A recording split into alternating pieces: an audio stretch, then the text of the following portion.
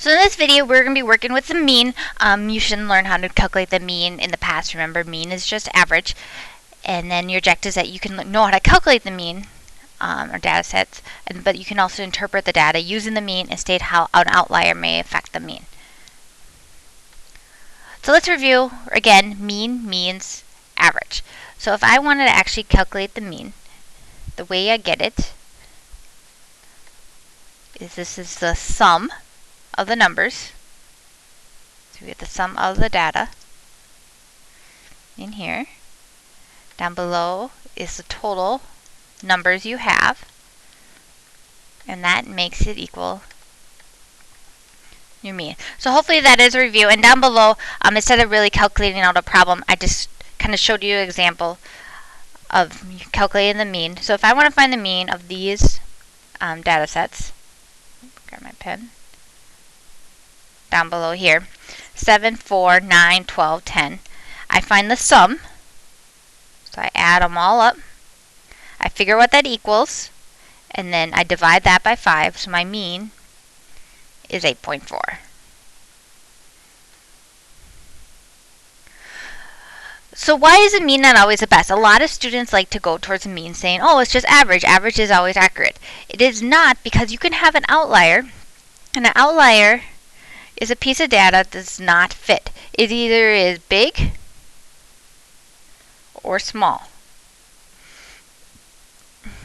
It just doesn't fit the other numbers. So if you look at the two situations down below, if you pretend these are your test scores. So notice in situation A, 84, 82, 89, and 79 are all close together. And when you calculate the mean, you get 83.5. And if you look how that compares with these numbers, we have 2 that are below it and 2 that are above it. So this one is a good mean. It's in the middle.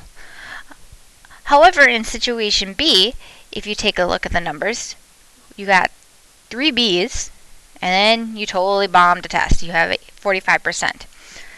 Now, if you calculate the mean, my mean is 75.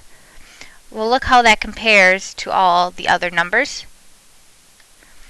We have 1 that's below it, and then the other 3 are above it. It is not a very good accurate of how you're testing, because these 3 B's are a way better indicator than 45. So 45 would be considered your outlier.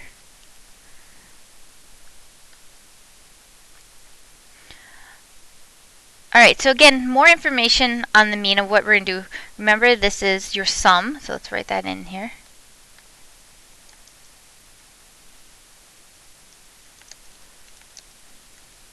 The sum of your data, and then it's the total,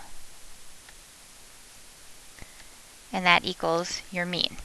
So what you're going to be doing is that I'm going to give you your mean. And I'm going to tell you how many numbers there are. What you need to figure out is what do they all add up to. Or there might be other situations that you're going to use this formula to calculate different things. So let's do our first example. On the last 4 tests, you scored a 90, a 89, a 82, and a 96. Your parents told you can't go on the trip unless you have an average of 90% or a mean. What do you need to get in the next test to get that average? So again, this is how you calculate your mean. You have the sum of the data versus how many equals the mean. So let's look at what we know. We know what we want our mean to be. The mean needs to be 90. How many are there? Well, you started with 4, but you have one more test, so there's a total of 5 tests. The 4 you already took, and then you have your next test. And then you have the sum of the data. You have 4 of the numbers. That's what you have here. We need to know what is that 5th number. So let's look at what this equation would look like. You have 90 plus 88 plus 82 plus 96. So those are your first 4, and plus then you have to add a 5th score, which we're going to call x. x, because we don't know what you need to get on that fifth score. And we divide that by 5, and that equals 90. So then I need to calculate this out. So to solve this, it's just an algebraic equation. I need to know what these add up to. So adding them together, 90 plus 88 plus 82 plus 96. Sorry, I'm having calculator issues. Equals 300. That's not right, sorry. 90 plus 88 plus 82 plus 96. 356. All divided by 5, and it's 356 plus x equals 90. So I need to know what goes in here to get this to equal 90. Well, I can just solve this equation. I can multiply by 5 times by 5. So I get 356 plus x equals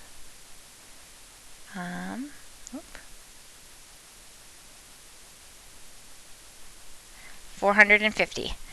So then I can minus 356, and I get my final test score. Take the difference to be 94%. So again, I had to kind of fill in what I knew and then solve for what was missing. So here you want to win a golf tournament, and your team needs 4 to scores an average 80 or lower. The first 3 scores came in the average of 81. What does the 4th score need to be to reach your desired average? So we know what we want the mean to be. The mean needs to be 81. We get that from here. We know 3 of the 4 scores, so how many are there? There's a total of 4. And we know the first ones came in with an average of 81. Oh, this should be 80. Alright, so let's start over.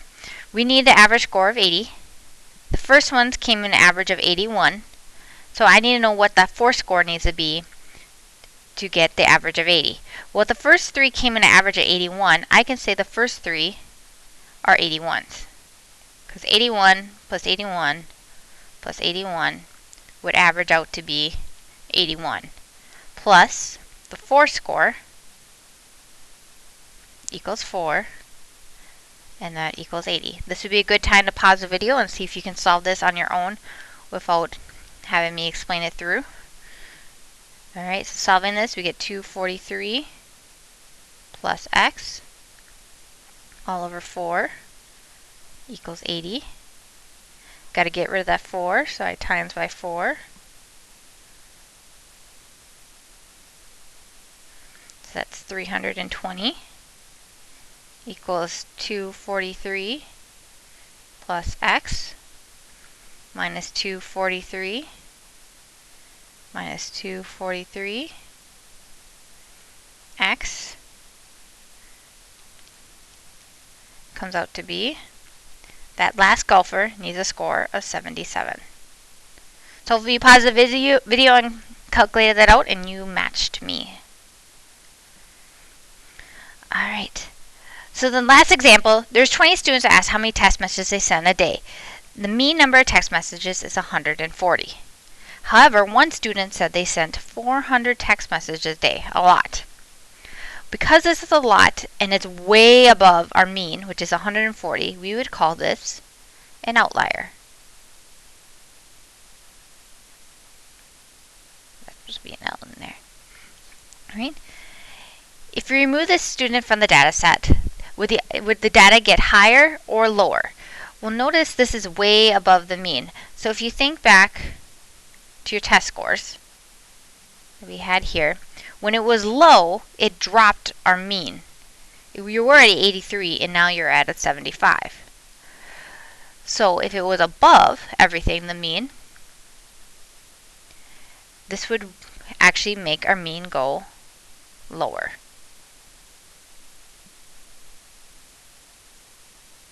Okay.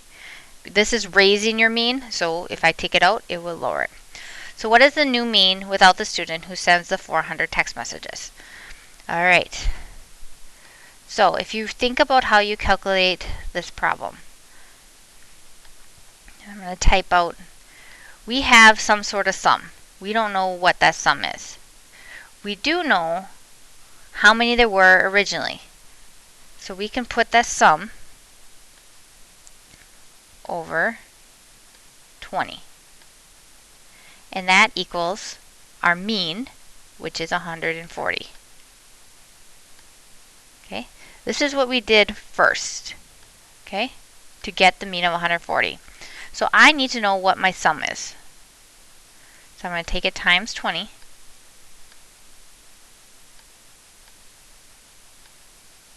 Alright. So I take 140 times 20, and I get 2,800. Alright, so that was my original sum. So now I need to take away the 400 text messages in the sum because I don't want it in my sum anymore. So I'm going to minus 400. So I get 2,400. Alright. Now, instead of 20 students, I took away one of them. Grab my pen back. So I took away one of them, and now we have 19. So I take 2,400 and I divide it by 19 to get my new mean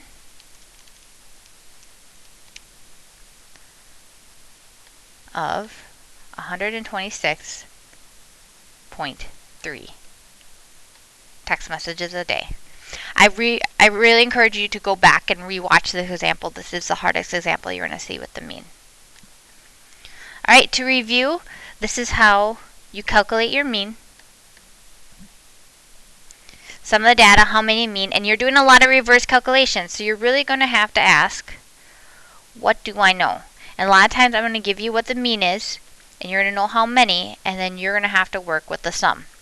And remember, be mindful of outliers because they greatly affect the mean. And just think about your test. If you failed a test, how much it would drop your score. Reminder to do a reflection so you get credit for watching this video.